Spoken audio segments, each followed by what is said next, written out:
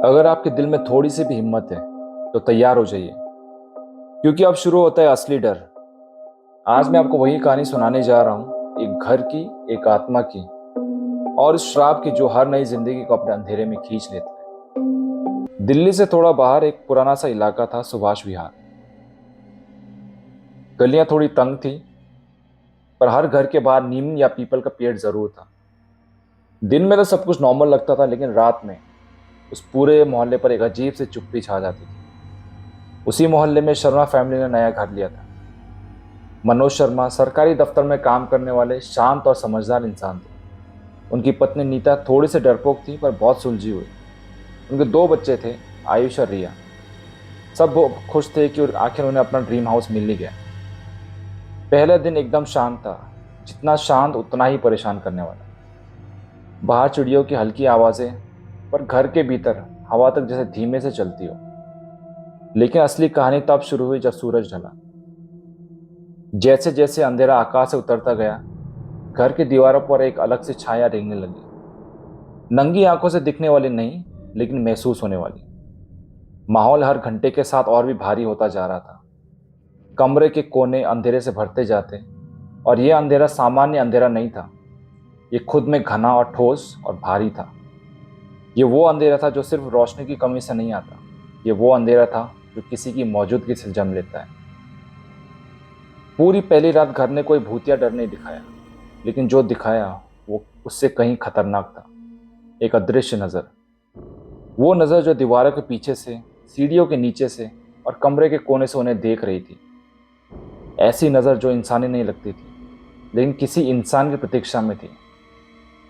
रात में सबसे शांत पल में, जब दुनिया सपनों में डूबी थी, घर ने पहली बार अपना रूप दिखाया। एक धीमा कंपन भरा एहसास, जैसे किसी ने परिवार के बिल्कुल पास खड़े होकर सांस ली।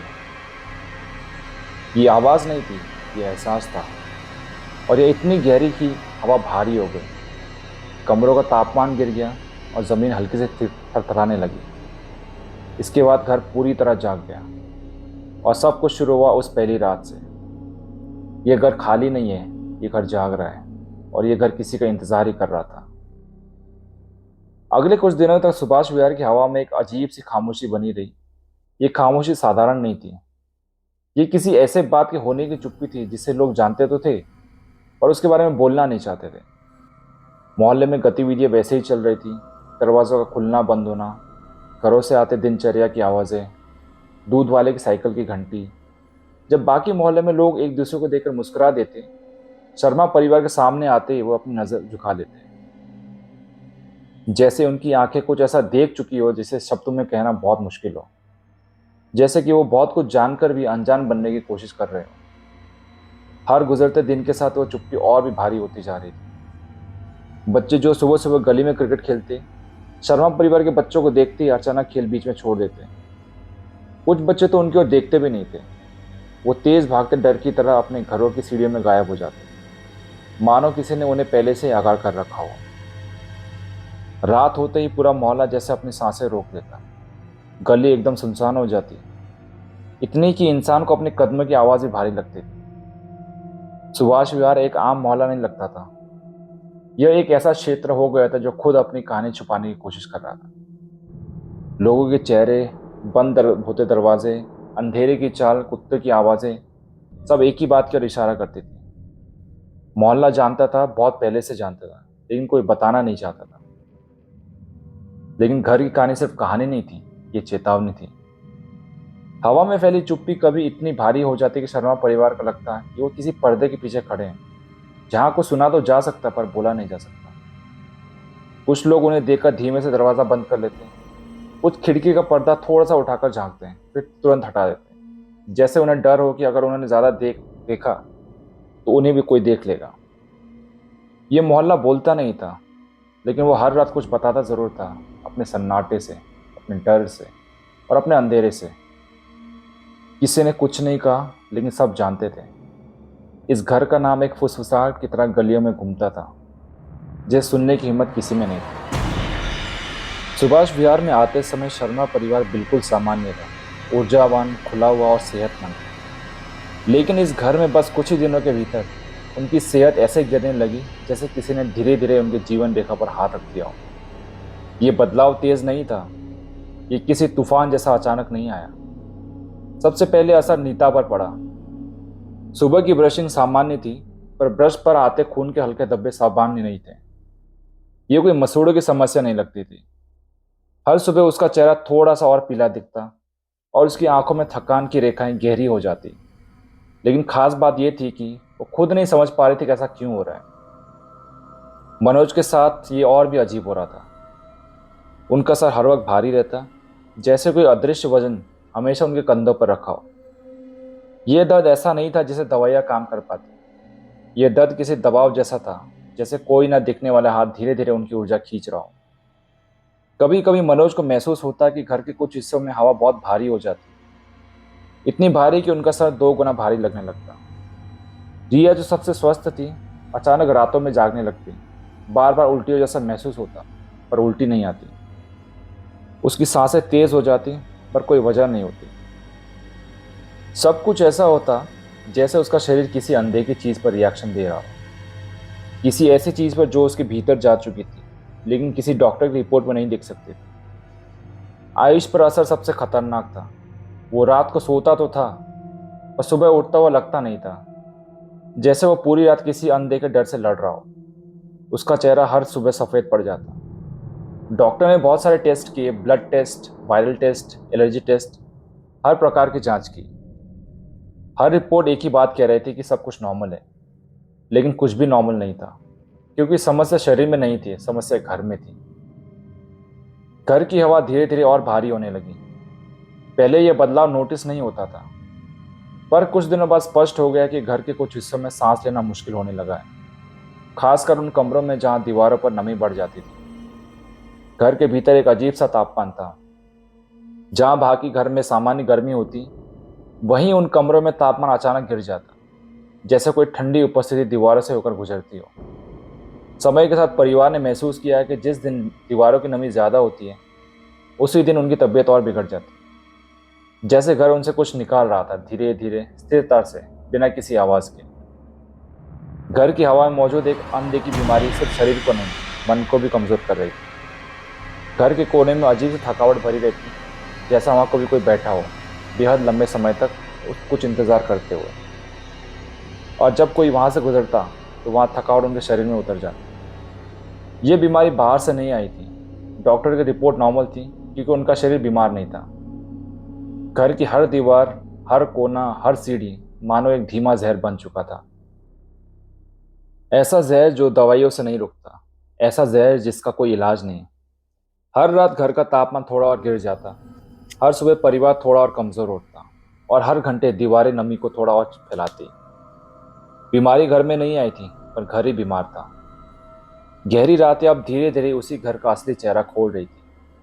जो एक समय सिर्फ अजीब लगता था, अब वो एक पैटर्न, एक रूटीन बन गया था। जैसे जैसे रात गहराती, कमरों का माहौल बदलने लगता। दरवाजे बिना किसी हवा के दबाव के बेहद धीमे अपने आप खुल जाते, और उनका खुलना किसी इंसान जैसा नहीं, किसी मकसद जैसे महसूस होता था, जैसे कोई अदृश्य मेहमान हर हिस्से का निरीक्षण कर रहा हो। फर्श पर चलने की आवाज़ें भी अब आम हो गई थी, लेकिन ये आवाज़ें पैरों की नहीं थी। इनमें एड़ी का दबाव नहीं, वजन का भार था। बस कोई अदृश्य चीज़, जैसे हवा में बहता हुआ साया, कमरे से कमरे में सरकता रहता। कभी आवाज़ इतनी नाजुक होती कि लगता कोई बच्चा रेंग रहा हो। हर सुबह दीवार ने इस रहस्य को उगल दिया। सफ़ेद पेंट के बीच अचानक लाल लकीरें उभर आई। रंग इतना हल्का जैसे किसी ने ताज़ा खून को पानी से मिला दिया हो। लकीरें सीधा किसी उद्देश्य के साथ एक दिशा में जा रही थी, बिना किसी शक के बेडरूम की अलमारी की ओर। अलमारी जिसका दरवाजा हमेशा थोड़ा भारी लगता था। अलमारी जिसकी लकड़ी से हमेशा हल्की सड़ी हुई गंध आती थी, जैसे वो किसी चीज़ को छुपाए बैठी हो, जिसे समय भी भूल गया हो। कहीं ना कहीं किसी कोने में घर अदृश्य होकर खड़ा था, इंतजार करते हुए कि शर्मा परिवार आखिर कब उस अलमारी को खोलेंगी, और वो कब वो अपनी असली कहानी शुरू कर सकेगा। घर की हवा उस दिन अचानक बदल गई। सांस लेना मुश्किल हो गया। केवल ठंड नहीं थी, ठंड के पीछे छुपा था गंध। ऐसा जैसे किसी ने किसी पुराने दबे हुए शरीर का कफन हटाया हो, और वो गंध पूरे घर में फैलने लगा। कहीं ना कहीं किसी कोने में घर अदृश्य होकर खड़ा था, इंतजार करते हुए कि शर्मा परिवार आखिर कब अलमारी को खोलेंगे और कब अपनी अपनी कहानी शुरू कर सके। इन सारी चीज़ों से तंग आकर एक दिन दोपहर को मनोज ऑफिस गए तो उन्होंने पुराने दोस्त विनय को सब बता दिया। विनय थोड़ा सा एक्सपेरिमेंटल टाइप का इंसान था। उसने तुरंत कहा, भाई ये कुछ तो तांत्रिक या श्राप वाली चीज़ लगती है। मेरी जान पहचान में एक बाबा हैं, लोग कहते हैं वो ऐसी चीज़ें पहचान लेते हैं, उनसे मिलो। मनोज ने पहले तो मना किया और फिर सोचा कि अब बचा ही क्या है। तो विनय ने एक नंबर दिया तांत्रिक ओमकार नाथ का। मनोज ने मन ही मन ठान लिया कि आज ही बुलाऊंगा। जिस दिन तांत्रिक ओमकार नाथ उस घर में दाखिल हुए, घर ने उन्हें यूं स्वीकार नहीं किया, घर ने उन्हें पहचाना। जैसे घर को समझ आ गया कोई अंदर आया है जो सिर्फ से देख नहीं सकता, बल्कि उसकी परतों में छिपी गंध, चीखे और अधूरे अध्याय को पढ़ भी सकता है। जब तांत्रिक ने अलमारी के भीतर झांका तो अंदर पुराने पीले अखबार में लिपटे वस्तुएं थी, वस्तुएं जो किसी सामान्य इंसान की नजर में कबाड़ लग सकते थे। पहला पैकेट खुला तो उसमें छोटे मानव दांत, कुछ टूटे कुछ पूरे, कोई दूध दांत जैसा। दूसरा पैकेट जंग लगी कीले। तीसरी चीज काले उलझे हुए बालों के गुच्छे, ऐसे गुच्छे जो किसी जिंदा इंसान से नहीं बल्कि किसी ऐसे से निकले लगते थे जिसे निकालने का मौका नहीं मिला। और आखिरी खून से भीगा कपड़ा, रंग सूख चुका था पर उसकी बदबू ताज़ी घाव की तरह कमरे में फैल रही थी। तापमान अचानक गिरा, इतना गिरा कि सांस लेने पर फेफड़े में ठंड लगने लगी। ये ठंड शरीर को नहीं, हड्डियों को छू रही थी। ऐसे ठंड तो जब महसूस होती है जब आसपास सिर्फ हवा नहीं बल्कि किसी अनचाहे की मौजूदगी खड़ी हो। यह घर खाली पड़ा नहीं था, यह घर एक ऐसे वक्त का इंतजार कर रहा था जब इसकी कैद भरी आत्मा जाग सके। और अब उस अलमारी से निकले हर वस्तु ने उसे फिर रोशन कर दिया था, बदले की आग से। तांत्रिक ने घर में एक पूजा करवाई। पूजा की शुरुआत होते ही कमरा ऐसे लगने लगा जैसे किसी अदृश्य हाथ ने उसकी सांसें थाम ली हो।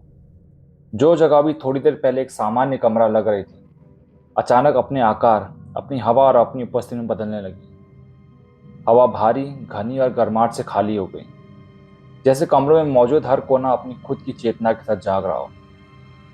दिए जो स्थिर लौ के साथ शांत खड़े थे, हल्के हल्के कांपे, फिर एक एक कर बुझते चले गए। उनका बुझना सामान्य नहीं था। ऐसा लगता था जैसे हर लौ पर किसी ने अपनी उंगलियां रखकर उसे कुचला हो। हर बुझते दिए के साथ छाया दीवारें पर लंबी होती गई, जैसे किसी विशाल अंधेरी आकृति के साथ हाथ के हर कोने पर फैलते जा रहे हो। फर्श पर अजीब धुआं उठने लगा, ऐसा धुआं जो सिर्फ आंखों को नहीं सांसों को भी जला देता था। जैसे यह धुआं किसी जलते शरीर का हो या किसी आत्मा का जो अपने दर्द में भी सुलग रही थी। मंत्रों की गूंज जारी थी, लेकिन कमरा अब उनका विरोध करने लगा था। दीवारें कांपती, छायाएं टूटती, लकड़ी की अलमारी चरमराती और हवा में किसी अनसुने चीख का कंपन महसूस होने लगता। और फिर सबके सामने दीवार की सतह पर कुछ हिलने लगा। पहली हल्की कंपन, फिर फीकी आकृति और धीरे धीरे एक चेहरा उभरने लगा। ऐसा चेहरा जिसे कोई भूल नहीं सकता। आंखें लाल थी, उस लाल में गुस्सा नहीं बल्कि अंतिम सच छुपा था। बाल उलझे हुए, लंबे, जैसे किसी ने उन्हें खींच खींच कर उखाड़ा हो। और चेहरा चेहरा एकदम घृणा, दर्द और बदले की उस लाख से भरा हुआ था जिसे कोई समय भी ठंडा नहीं कर सकता था। उस चेहरे के उभरते ही पूरे घर में एक टूटा हुआ रोना फैल गया। ये किसी जीवित इंसान को रोना नहीं था, ये किसी ऐसी औरत का रोना था जिसकी आवाज़ कभी सुनी ही नहीं गई, जिसके दर्द को किसी ने लिखा ही नहीं। मंत्र अपनी चरम सीमा पर पहुंचते पहुंचते अचानक कमरे ने एक तेज झटका लिया और फिर सब रुक गया। चेहरा धीरे धीरे धुंधला हुआ, जैसे वह धुएं में पिघल रहा हो। दीवारें शांत हुई, हवा हल्की हुई और दिए जिन्हें अभी कुछ पलों पहले किसी ने बुझा दिया था, एक एक कर फिर से जलने लगे। कमरा फिर से एक सामान्य कमरा जैसे लगने लगा, जैसे कुछ हुआ ही नहीं हो, जैसे कुछ दिखा ही नहीं हो, जैसे घर फिर से अपनी चुप्पी में लौट आया हो। ऐसा लगा मानो सब खत्म हो गया है, लेकिन असली डर कभी सामने नहीं आता। वो हमेशा लौटता है जब सबको लगता है कि वो चला गया। रात के उस भयावह तूफान के बाद जब पहली हल्की सुबह की किरणें आई, घर का पूरा माहौल बिल्कुल बदल गया। सूरज की हल्की किरणें जैसे ही दरारों से भीतर आई, फर्श पर जमा ठंडक धीरे धीरे गुम होने लगी। मगर उस ठंड के बीच छुपी चेतावनी अब भी हवा में तैर रही थी। नीता तेजी से सामान समेटती रही। आयुष दरवाजे के पास खड़ा कांप रहा था। रिया अपनी सांसें काबू में करने की कोशिश कर रही थी और मनोज का चेहरा ऐसा लग रहा था जैसे उम्र अचानक कुछ साल और बढ़ गई हो। किसी ने पीछे मुड़कर उस अलमारी को नहीं देखा। किसी ने ये नहीं सोचा कि रात भर जो मौजूदगी दीवारों पर सरकती रही, वो अब उन्हें जाते हुए भी देख रही है। वो सब जल्दी जल्दी बाहर निकले। दरवाजे की चौखट पार करते ही घर के भीतर की हवा में छिपी पकड़ जैसे थोड़ी ढीली हो गई। मनोज ने कांपते हाथों से कार की चाबी घुमाई। इंजन ने एक भारी दहाड़ मारी, जैसे खुद कार भी इस घर से भागने की कोशिश कर रही हो। कार आगे बढ़ी, पर एक चीज किसी भी कीमत पर अनदेखी नहीं की जा सकती। मनोज ने रियरव्यू मिरर में सिर्फ एक सेकंड के लिए सिर झुकाया। एक सेकंड जो किसी की जिंदगी बदलने के लिए काफी होता है। खिड़की पर सफेद साड़ी में लिपटी एक आकृति खड़ी थी, और एक ऐसी मुस्कान के साथ जिसमें स्वागत नहीं, वापसी का वादा छिपा था। उसने धीरे से एक हाथ उठाया, जैसे दूर जाते परिवार को इशारा कर रही हो, भाग सकते हो पर बच नहीं सकते। यह इशारा किसी चेतावनी जैसा नहीं था, यह दावा था। शर्मा परिवार ने अब शहर छोड़ दिया था। पीछे छूट गया बस एक घर और उसका इतिहास, जो किसी इंसान के जाने से खत्म नहीं होता, बल्कि और ज्यादा जिंदा हो जाता है। नए शहर में पहुंचकर उन्होंने एक छोटा सा फ्लैट लिया। सब कुछ सुरक्षित दिखता था, पर बच्चों के चेहरे पर एक परत जमी थी, डर की, उलझन की, और उन छायाओं की जो उनके पीछे से अभी भी आती जाती थी। आयुष को रात की नींद अचानक खुल जाती थी। उसकी सांसें तेज हो जाती थी, चेहरा पसीने से भरता था, जैसे कोई अदृश्य हाथ उसके सपनों को दबा रहा हो। रिया अक्सर रोती हुई जागती, पर उसके आंसू डर के नहीं, बल्कि किसी छूटे हुए सवाल के होते कि उस घर ने उन्हें जाने क्यों दिया। नीता रोज रात सोने से पहले खिड़की पर पर्दा ठीक करती, लाइट बंद करती, और जैसे ही आंख बंद करती, वही पुरानी लकड़ी की सीढ़ियाँ अपने ऊपर आती। लाल लकीरें, पुराने अखबार, नमी से भरा कमरा, और वह धुंधली सफ़ेद आकृति जो हर सपने में और करीब आती चली जाती। उधर कुछ महीनों बाद स्थानीय लोगों की शिकायतों पर पुलिस ने उस घर की आधिकारिक जांच शुरू की। घर जाते हुए अधिकारियों को भी एहसास हुआ कि वहाँ अलग थी। दीवारें ठंडी थी, और दरवाजा जैसे खुद खुला, जैसे वो जानता हो कि आज कोई उसकी कहानी सुनने आया है। बेसमेंट को पहली बार खोला गया। नीचे हल्की नमी, जंग लगे पाइप और एक सन्नाटा जो कानों में गूंजने लगता था।